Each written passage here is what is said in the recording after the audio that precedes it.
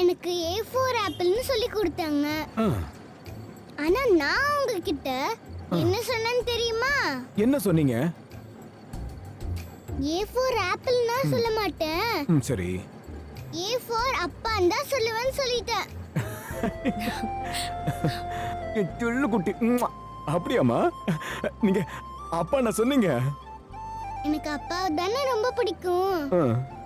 நான் A4 ஆப்பிள்னா எழுத மாட்டேன், A4 அப்பான்னு தான் எழுதுவேன்னு சொல்லிட்டேன்.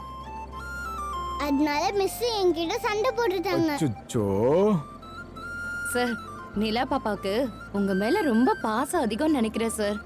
ஆமாங்க, நிலாவும் சரி நானும் சரி ஒருத்தர் மேல ஒருத்தர் ரொம்ப உயிரா இருப்போம்.